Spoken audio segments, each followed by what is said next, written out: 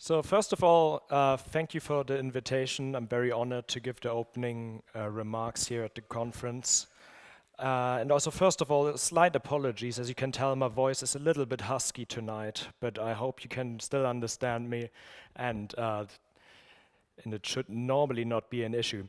So, as I've been introduced, I work for a think tank called the Institute for Strategic Dialogue in London, and we have, I think, a very interesting background that I might go into a little bit at the beginning, and then we'll speak to you about some of the research approaches that we've been taking, looking really on kind of the disinformation and malign influence campaign side.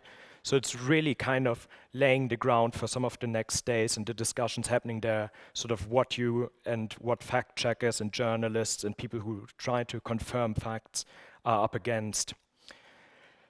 We've been doing some of this research for a few years now, but I'll try to touch upon some of the trends and some of the themes that we've been seeing, especially lately.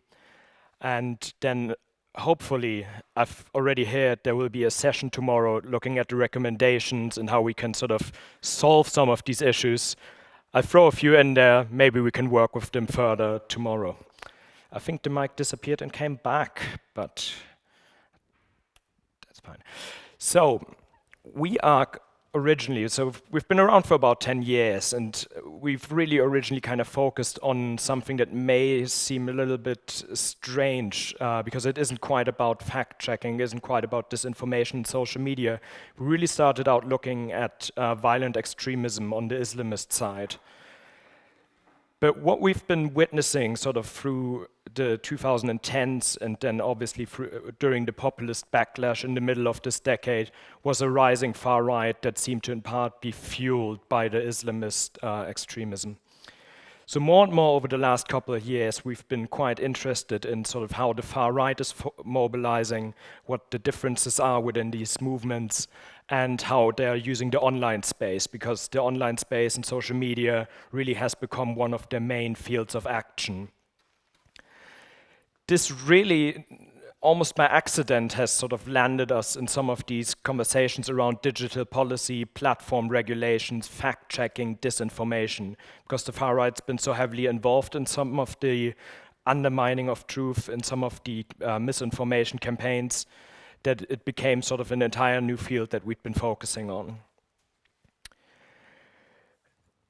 When I speak about these things, and a couple of terms that will obviously be used much more here, disinformation we define as messages or media that is intentionally designed to provide false information, contrasted with misinformation, which is just false information, not necessarily used in an intentional way.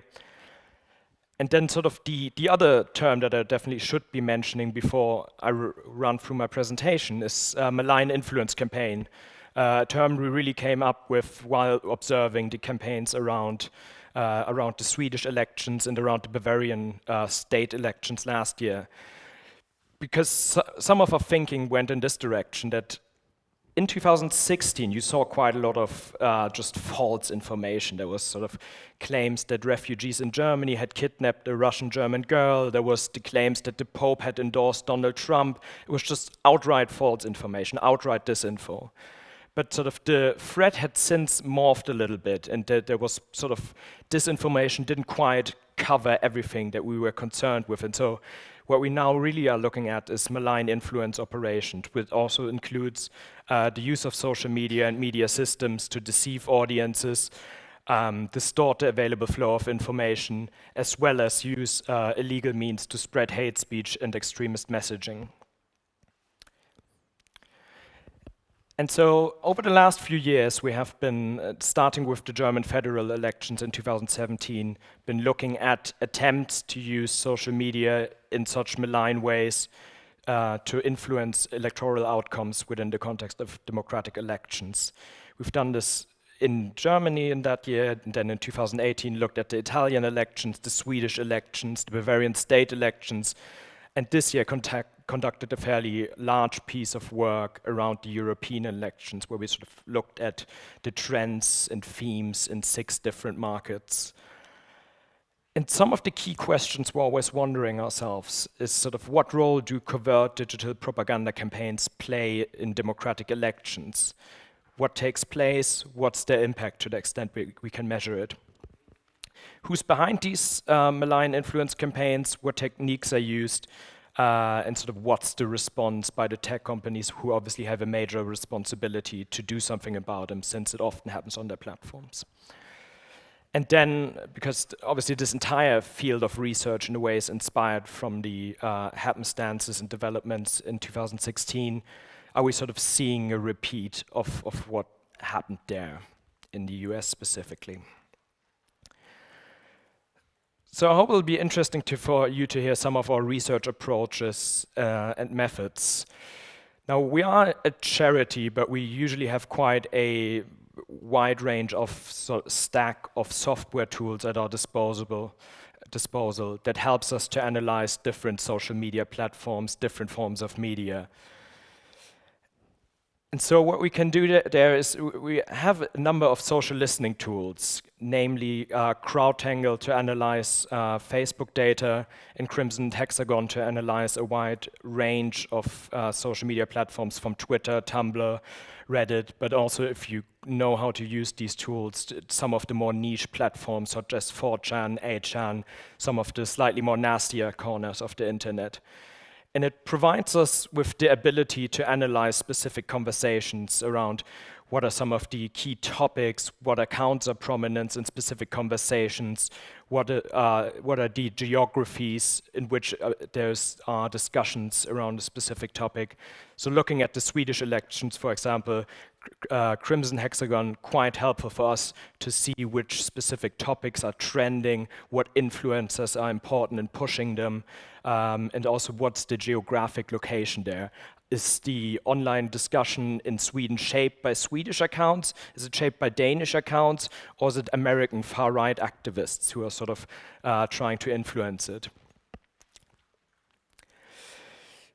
Another tool that we use quite widely, and it's a partner of us that sits in the US, is Graphica, which really gives us the ability to create network maps. So you see within these networks little dots who all sort of signify specific social media accounts and the relation they stand to each other. So each of these colors signify specific communities that will be talking about a certain issue. So some of these might be about European exit movements. We all know about Brexit, but is there an online discussion about a Swexit or a German exit or an Ital exit, however you may say that? And sort of how are these interacting with each other? Are these all the same accounts who are trying to push these kind of topics, or is it vastly different? And so this is kind of a community analysis in a way. Similarly, and this is something we did quite a bit for the analysis during the Swedish elections, is through a tool called Sentable. We were able to scrape all the hashtags using the designated hashtags for the Swedish elections and then kind of label the contents in there. Who posts under the hashtag of the Swedish elections? I mean, we could try to do that for the hashtag Swede fact check later on and see if we're being if it's being hijacked. But this helps you to see under these hashtags, under specific topics trending on Twitter, what are the outputs there, what is amplified, and by whom. And so this just sort of next to each other summarizes again some of the tools we're using, but we use a fourth, and this is more an approach than a tool that is, I think, quite important to understand the work that we do on the right side, which we label digital ethnography. And this really, in a way, isn't much of a traditional research approach. It's in a way, and I don't mean to offend anyone in their journalistic training, but it's much closer to journalistic work. What we're doing there really is we, in a sense, infiltrate far-right chats, far-right forums, and sort of monitor the discussions that are going on and see to what extent influence operations are being planned, disinformation is shared, hate speech campaigns, harassment campaigns against public figures are planned, to see where's the origin of some of these amplified campaigns and malign influence operations. Additionally, and this is sort of lastly, we are obviously quite interested in the amplification of specific niche topics. One of the things that came up around the Swedish election support was, of course, the way that Russian state television and outlets were sort of framing Sweden as this kind of borderline failed state that was totally overwhelmed with migrant crime, and this is, I think, really important because obviously they have a very large reach. They have some degree of credibility in sort of a general public that goes beyond fact checkers, journalists, and researchers. And so they have quite a heavy power to amplify specific topics, as have some of these more these far-right influencers such as Red Ice TV, Breitbart, Alex Jones. So I think there it's quite helpful sometimes to complement the social media analysis and the ethnographic research also with some just general broadcast media analysis of the types of themes that had been set. I'll maybe jump over that. Maybe we'll get to that one later. So I really want to speak about some of the key trends that we've been seeing. These are always slightly different between each electoral context that we cover, but they evolve, and there's sort of tactics that have been used in 2016 that are still around, others maybe not quite as much anymore. There's trends that maybe arose last year, and so I want to go through some of these, and please, if you have any questions about some of these, sort of write down a question for afterwards, or also jump right in. I'm always happy to answer any unclarities. Around amplifying topics, so one of the things we're really looking at quite a bit is the way in which far-right groups in particular online are trying to either coordinate harassment attacks, amplify specific issues, or harass political opponents to intimidate them. And one of the typical cycles in a way is what you see over here. There's groups will on relatively mainstream platforms or fora, such as YouTube, try to recruit and mobilize people and direct them towards more enclosed platforms. You know, we have this chat over here, where we're sort of doing interesting stuff. Why don't you join us over here on this Discord channel or on this Telegram group or even on WhatsApp, which obviously also quite tricky to get into at times. On these more encrypted, more difficult to access platforms, there's often a kind of ideological radicalization, as well as a coordination of different campaigns, a coordination of attacks and amplification attempts. And then ultimately, on the bottom of the circle, there's the attempt to get these contents that had been coordinated, the actions that had been planned, to get these amplified on social media, where actually most people that use social media spend their time, Twitter, Facebook, Instagram, and also where they can have the most impact in shaping public conversation. Especially Twitter, even though in many countries it doesn't have a very, very large usership, is quite a relevant medium for these type of far-right info ops, because Twitter, for all its flaws, has a lot of academics on it and a lot of journalists. It has a lot of individuals who have a very large voice and who need to think that the kind of topics that are being amplified are as important as the far-right info warriors would want them to believe. Yes. And so some of this we also saw in the context of the Swedish elections last year. I'm not sure how many people in the room here use 4chan. Maybe can I see some hands?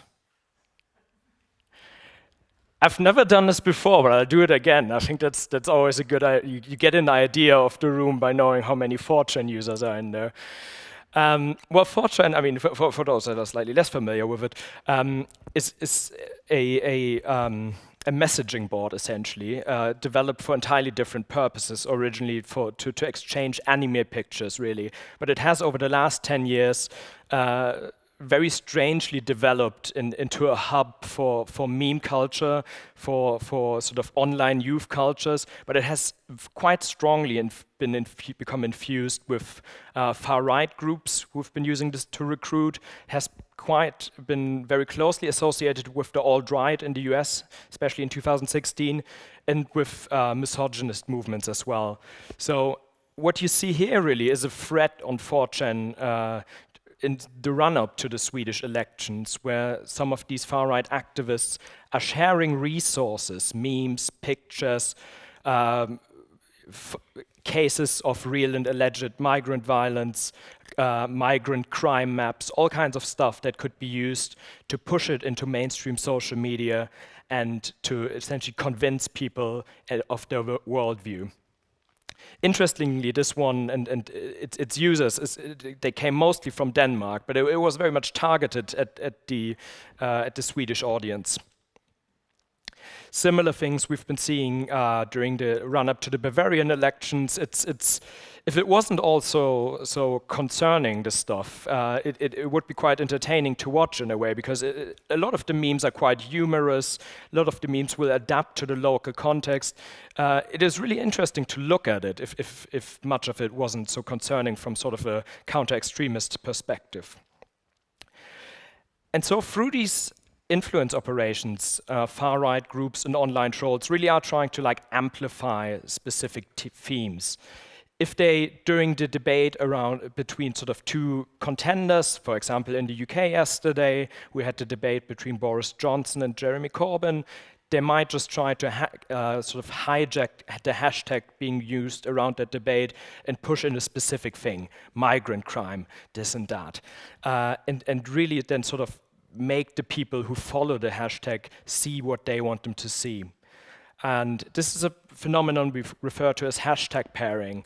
And it's something that it is often used to promote some of the strangest things you could imagine. I mean, it's in the run-up to the Bavarian elections, what we saw was that the conspiracy theory movement QAnon was trying to infiltrate the Bavarian election hashtag and sort of push QAnon messages into it, which obviously is quite concerning because a number of violent attacks have been committed by people who are quite convinced of the entire QAnon worldview and conspiracy theory. And so the amplification of topics, I think there's also it's quite important there to think about the role that right-wing populists or right-wing or far-right parties play within this. Because again, contrary to some of these far-right trolls who really have to organize and who have to get some people together and who have to think of sophisticated strategies, a lot of these far-right parties are often the most social media savvy and have quite a lot of influence. I mean, what you see here on the screen is some of the findings from our European elections research project earlier this year, which showed that the AfD in Germany, the Alternative for Germany, our sort of domestic far-right party, they are so dominant as compared to all the other parties on social media. They completely dwarf the other parties. They have more party pages on Facebook. They have more localized party pages. They have an AfD party page for just about every village, really. And they're not just more active, they are also more successful. People interact with their contents. They really know how to get people going, which really is something that all of their competitors are struggling with quite a bit. And so they online have really a disproportionate amount to amplify specific issues. And if you then look at the AfD and sort of obviously similar far-right parties, the Sweden Demokrati here or the Alternative for Sweden here, they can really shift public discussion in certain ways and make people feel that certain things are more representative of public opinion than they really are. Again, so similar patterns we found in France. And so again, as mentioned before, these are some of the wedge issues that can be identified. Like on the top right from our European elections research, The AfD at some point was pushing a campaign called Learning from Europe's History. We don't want to become Eurabia.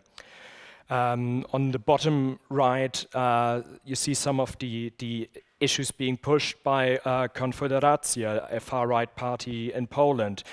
A lot of anti-Semitic and anti-Ukrainian hate speech that was associated with some of the contents they were pushing.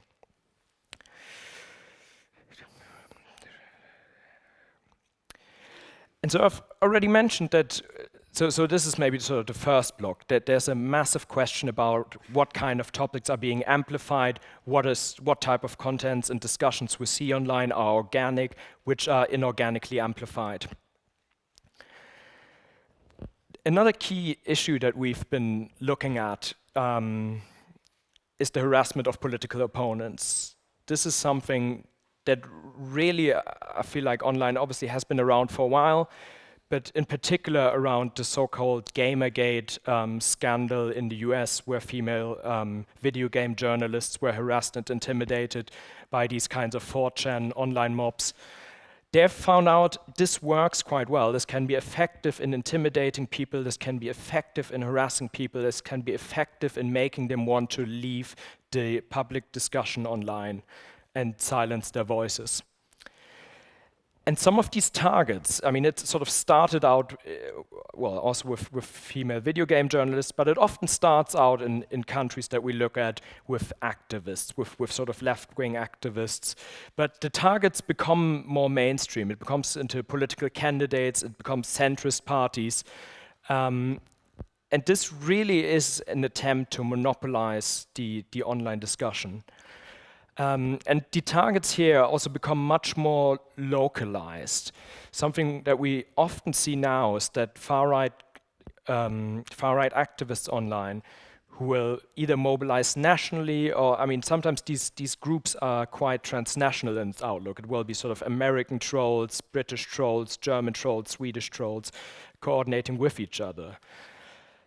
And what they often do is that they target specific local events. Like there's an example from our Bavaria work where a local council was trying to organize a kind of event bringing together young refugees with local youth. Because they'd recognized, a lot of the refugees they don't speak the language as well yet, they're a little bit shy, they have trouble getting into contact with the local population, and this is quite negative for the potential to do integration efforts well.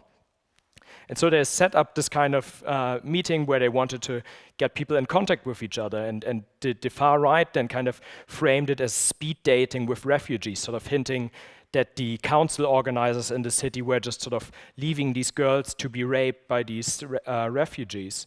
And they harassed them so long and sent death threats and everything that the local council just didn't know how to handle it. They were like, a lot of people seem to be angry about it, that they don't have the expertise to say that this isn't necessarily locals who are mad about it, but that it's a sort of much wider network of people. And so I think especially with local authorities, there's quite a vulnerability to these types of attacks that can be incredibly overwhelming. I'll jump through this. One really key trend that we've been observing, and both in Sweden and Germany, in some of the other countries that we've been looking at in the context of our work, is around undermining trust in institutions. And I mean, there's a lot of representatives of the media here, so you might be familiar with some of these trends. But apart from sort of attacks on the media as fake news, there's also a more direct attempt to really undermine the credibility of democratic elections, often in the run-up to these elections. And what we saw both in Sweden and in Germany was really that far-right as well as Islamist groups were trying to dissuade people from voting and taking part in democratic processes. In Germany, there's a identitarian group. I'm not quite sure how big are the identitarians in Germany, in Sweden. Not very big? Okay. Well, it's kind of a white nationalist far-right group, mainly campaigning around the supposed Islamization, but it really is more than that. They go beyond merely sort of the critique of a supposed Islamization and a quite strongly sort of ethno-nationalist group. And they, for several years now, in different contexts, have been organizing election observation campaigns, saying like, oh, there's election fraud going on. We need to send people to the booth stations to control that the elites are not messing with our votes. And so they'll dig up any kinds of irregularities, sort of some postal vote card in a village came too late. This must be the elites manipulating the election in favor of the establishment parties. And so they've been quite successful in pushing this for several years now, trying to make people think these elections are not fair anymore, we're not living in a democracy anymore, therefore the far right and right-wing populist parties need to be put into power to fix this all.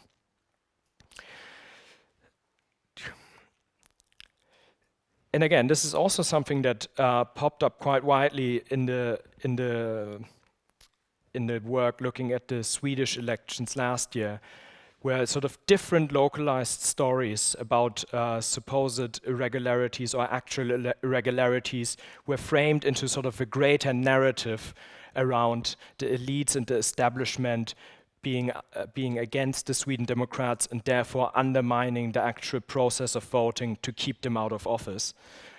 And so I think this really is quite an important area for fact checkers to really dig into these claims, to go into these localized cases and see what's there so that they're able to dispel some of the myths that are being pushed. One of the other trends that we're seeing is that some of the far-right and right-wing populist parties are essentially mainstreaming extremist speech, extremist ideas, extremist narratives by more or less overtaking them or taking them on board. In the German context, again, during the European elections, we saw a campaign by sort of local extremist groups that were campaigning for something they call the remigration. Remigration in their mind is sort of the perfect solution to what they view as the great replacement. People may be more familiar with this after Christchurch now. But the great replacement assumes that shadowy elites are trying to replace domestic European populations with non-European immigrants. And to reverse these demographic trends and to stop this dystopian potential, they just essentially want to deport non-white Europeans, non-whites from Europe. It's essentially a form of non-violent ethnic cleansing, really coming from the fringiest far-right groups or extreme right groups. And this stuff has really made it into just the central program of right-wing populist parties. So this, from being at the very fringes, becomes suddenly like an election topic, something that needs to be seriously debated and something that becomes acceptable to say, that quite drastically therefore shifts the Overton window in that way. And so, sort of, one of the key trends, and I mean this has been running through much of this presentation already, is over the last few years, we've been obviously seeing a lot of hate speech, a lot of disinformation, a lot of extremist mobilization on the social media platforms. And so Facebook, Twitter, YouTube, they've come under a lot of pressure, a lot of political pressure. They still haven't quite resolved all their challenges, of course. You still, if you know how to find it, still find ISIS content there, you still find hate speech, you still find vast amount of disinformation because it's so much more difficult to regulate. But what nevertheless, I think almost can't be argued with, there have been measures, and I think to some extent it has improved the problem and cracked down on some of the worst perpetrators. This has led, however, to the growing popularity of a range of alternative social media platforms. Alternative platforms, and we are currently at ISD doing a sort of bigger piece of work, really trying to map the information flow between these, are quite important both for the radicalization of individuals into more extreme ideologies as well as for the coordination and planning of coordinated actions of influence campaigns.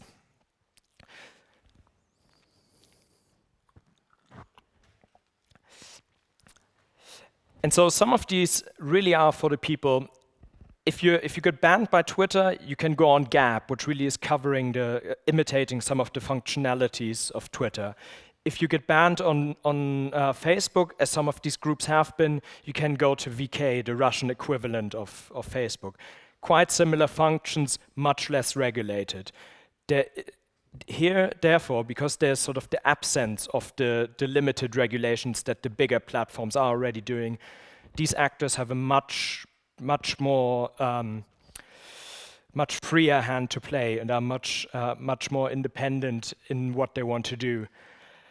And so these places really are rife with conspiracy theories, are rife with resources and instructions to conduct malign influence operations. But they are also, and it was more difficult to convince people maybe last year that these platforms were important and something to watch. I mean, obviously in the aftermath of Pittsburgh and Christchurch, it has become a little bit more obvious quite how dangerous as forums for radicalizations places like Gab and 4chan and 8chan and all these different platforms can be. Similarly, and one of the organizers, in fact, has told me that he's about to embark on a research project comparing some of the old media ecosystems or alternative media ecosystems with mainstream ecosystems. So this is quite an important piece of work to be done, I think, because what we've been witnessing is that with social media, with the sort of wider and wider usage of the internet as a means for political communication, there's obviously the gatekeeping function and the gatekeeping responsibilities of journalism have become much more difficult to enforce.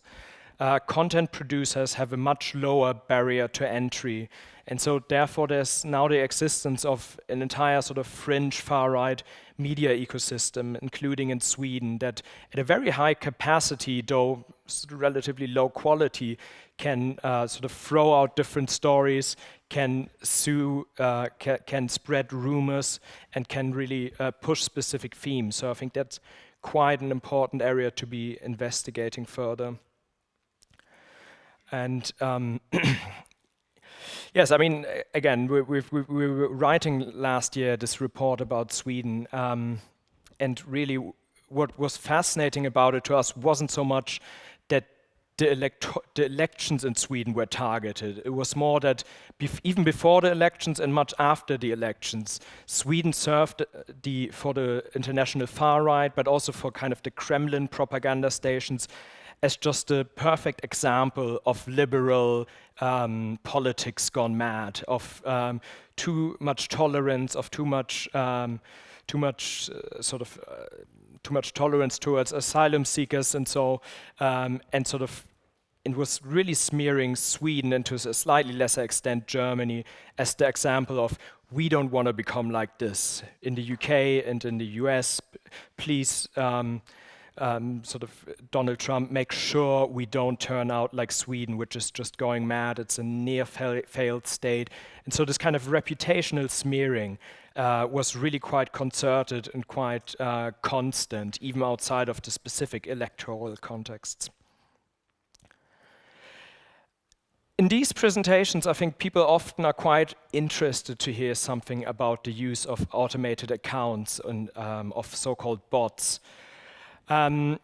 We are looking at the usage of bots, but as you can see here, I've put a little question mark behind this, because while in 2016 it was actually not even, or at least for us, it wasn't that difficult to identify bots. You put them into some of our analysis softwares, you were trying to look when are they posting, and they were just, you could tell these people don't sleep for 8 days. They're almost certainly not real people. There's a constant flow of tweets. But sadly, I mean, and this is to some extent, again, a sign of stronger measures by tech firms. it has become much more difficult to find bots, partly because there's fewer, because they have become better at detecting them, but also because they have become more sophisticated at making them look more human. And so I think, and I'm curious to see what sort of other people who are more in the research field will think about this, it has become almost impossible to identify automated bot accounts in great numbers with certainty. In one case, though, which doesn't mean that they're not still around, because in the context of the European elections, when we were looking at Spain, we discovered a relatively large network of inauthentic seeming accounts that were pushing messages of the Spanish far-right party Vox. And what we found out is that for until very recently, they had been really promoting specific political positions within the Venezuelan context. Now it's suddenly, a couple months ago, all shifted towards pushing Vox themes and sort of anti-Islam stuff. And that was quite interesting, of course, and we sort of documented this and collected some of these bot accounts, were flagging them to social media, and some of them were taken down, and so we ran a media story about it with some partners at El País in Spain. What happened was that quite a few of these automated accounts just all responded with the same sentence attacking us, and so by that time we were like, okay, we're pretty sure these are bots. But I mean, outside of that, it becomes much more difficult. Like what you see is something else we discovered in Poland.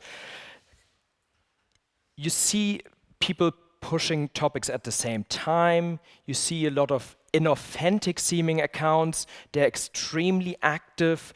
They suddenly switch from speaking about only one topic to just a completely different topic.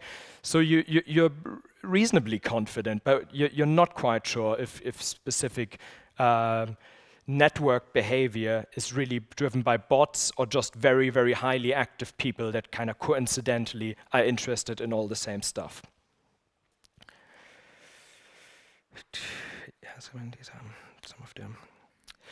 And I do think it is important that nevertheless, now that you find a lot of people arguing that bots may not be that important anymore, and this really is kind of a mirage, people shouldn't be speaking about bots, I do think it is important to notice certain patterns there. If you had all this networked activity and it was sort of equally spread across the political spectrum, if there was bots promoting the far right and the far left and bots promoting centrist parties, I think it'd be slightly less concerning. You'd be like, well, I guess a lot of conversation online just seems to be inorganically amplified, but it's equal across the board.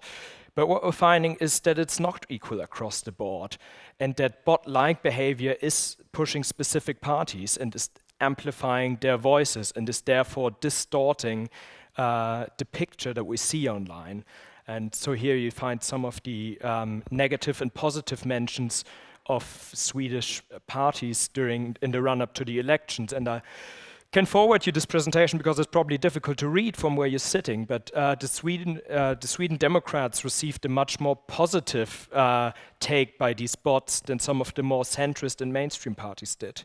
And so I think this distortive element there is quite concerning. No, I mean, I'll 2 minutes. I mean, I've already spoken a little bit about the Kremlin media, so I'll maybe just end on some slightly more constructive notes. We've seen quite a bit of response, of course, by the tech platforms to some of these issues, and there's very smart people thinking about how to best do this, how to tweak their algorithms, and how to empower civil society and all that. But obviously, this is an ongoing process, and that I think needs to be further thinking. And so some of the recommendations that we've been pushing for, that I'm happy to discuss with people, especially during the section tomorrow that will be dedicated specifically at identifying some of the solutions and approaches to tackle disinformations and sort of strengthen fact-checking, is first of all really around transparent technologies. What we've been seeing is that the playing field online really isn't level. There's this nice idea about having the sort of the marketplace of ideas and having sort of equals in discussion, exchange arguments, and I make the first point, then you say, I disagree with that for A, B, C, D reasons. And I think this becomes incredibly difficult under circumstances where extreme voices and the most shrill and emotionalized contents are unfairly amplified. So I think there really needs to be a stronger push for social media companies to be more transparent about the design of their platform and about how their algorithmic structure affects the outcome and what content it amplifies. It doesn't mean I want YouTube and Facebook to publish their algorithms, because I think if they publish their algorithms, most of us would look at them and have no idea what it is. But I think it is important that we know more and we understand better why we see the kind of things that we see on social media. Secondly, a strategic framework to responding to malign influence campaigns. These things are very much ongoing. They don't just concentrate around electoral contexts. Therefore, I think there needs to be kind of a 24/7 capacity to analyze these things that are going on, what is happening, what are the influence campaigns that are being waged, what's organic, what's not organic, and how can these things be arbitrated fairly. There needs to be a stronger emphasis on the ecosystem of new platforms that goes beyond the big social media platforms. There's not enough thinking being done in these areas, but there's also just not enough response, not enough regulation, not enough engagement with the platforms. I think there needs to be done more. One slide is missing. Oh well. Anyway, so I'll leave you with some of these thoughts for the end. I'm very happy to be here and to discuss some of both of the threat analysis that I've presented you with, but also of some of the recommendations and some of the ideas of what could be done going forward to better combat misinformation and harmful content online, and also how fact-checking can play a role in these efforts. Thank you.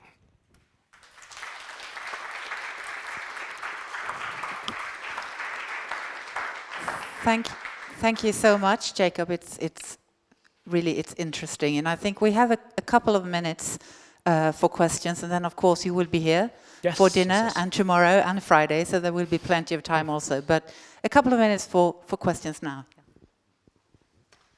Well, I couldn't refrain. It's very impressive job you're doing.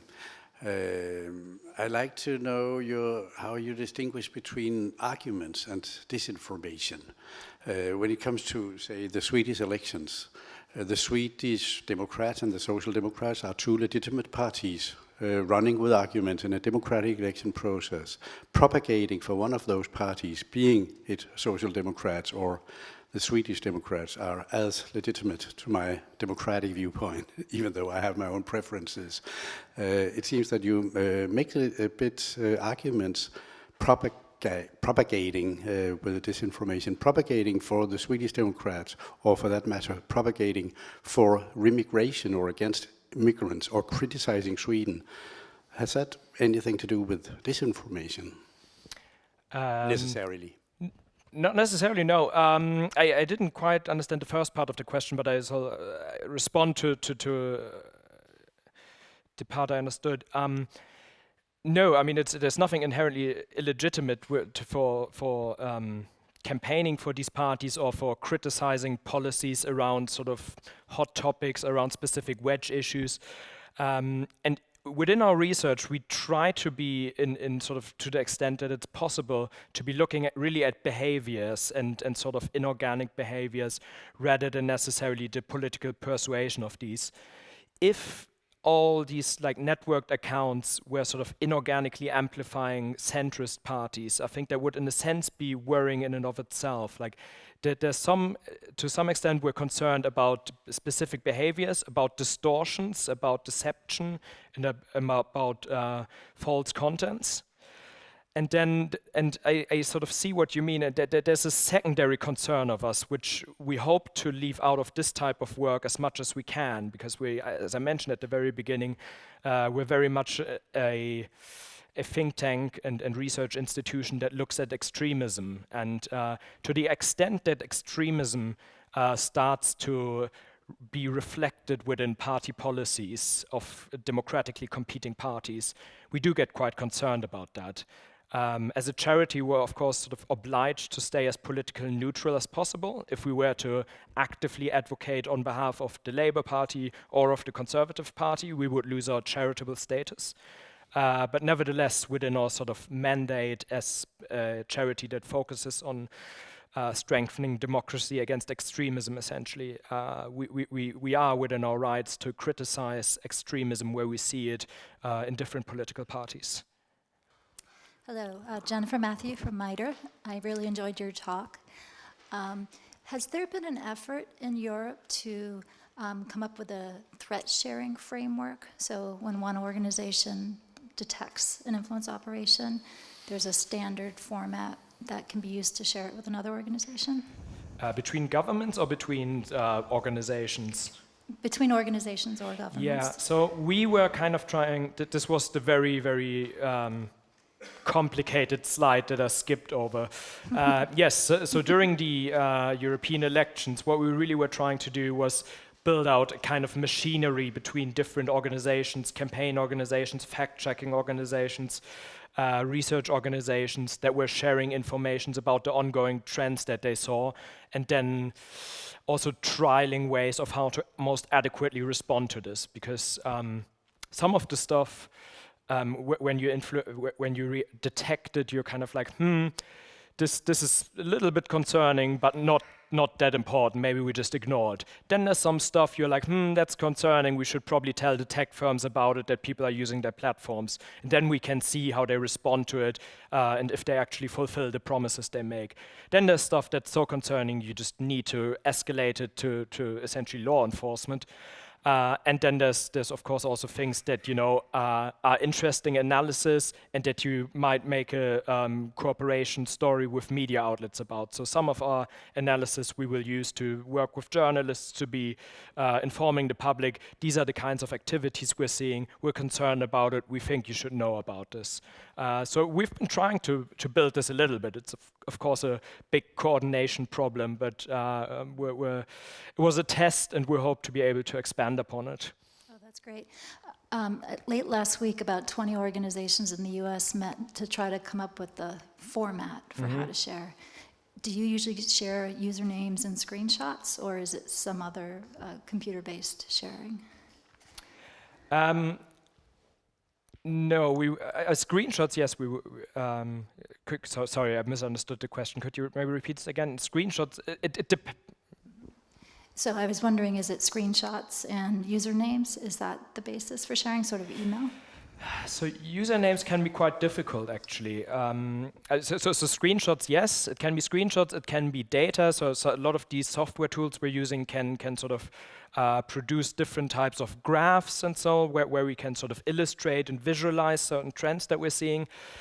Usernames can be a little bit difficult for essentially privacy law purposes.